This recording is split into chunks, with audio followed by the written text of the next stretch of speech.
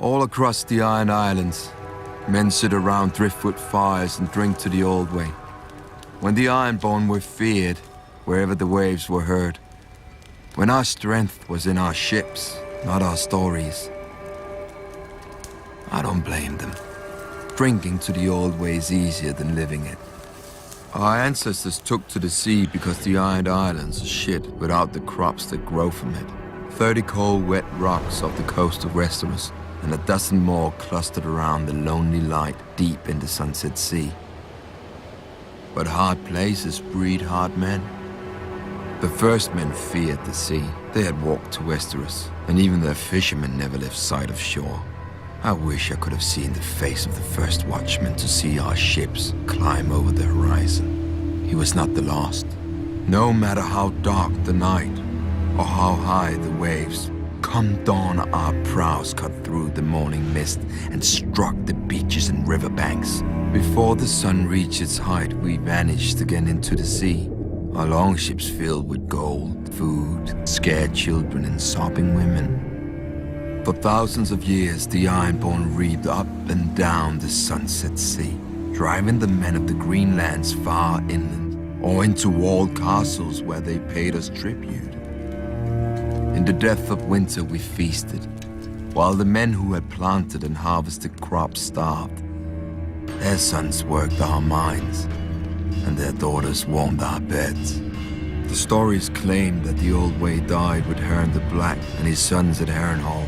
Our ships and axes were no match for Aegon's dragons, so our ancestors bent their steel into fishhooks and our kingdom into villages, and started telling the red tales around the fire of how we used to be strong, and how one day we would be so again. Generations later, a young boy listened to them. Dalton Greyjoy, the wild young heir to Pike, was rowing at 5 and reeving at 10 in the Basilisk Isles with his uncle. By 14, Dalton had sailed as far as Old Geese, fought in a dozen battles, and claimed 4 soft wives. In his 15th year, he avenged his uncle's death in battle, but he took a dozen wounds and emerged from the fight, drenched head to heel in blood. From that day forth, men called him the Red Kraken. During the Dance of Dragons, the Red Kraken picked the side that was fighting the Lannisters, and fell upon the Westerlands while the Lannisters were up at war. Casterly Rock itself proved too strong, once the Lady of the Castle barred its gates. But the Ironborn burned the Lannister fleet and sacked Lannisport, carrying off gold, grain, and hundreds of women and girls, including Lord Lannister's favorite mistress and all his bastards. The Red Kraken now ruled the Sunset Sea as his forebears had, and his longships again brought the Old Way to the coast of Westeros. But then the war ended, and the mainland armies came home. The Iron Throne commanded the Red Kraken to stop reeving, and when he didn't, a mistress opened his throat as he slept.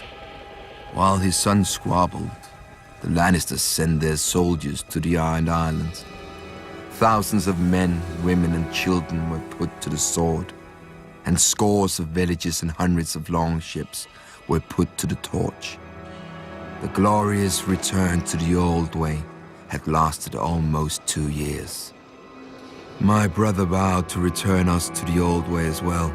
He sat on the Salt Throne and sent our reavers to the shores of Westeros, just as he remembered from the stories he heard as a child.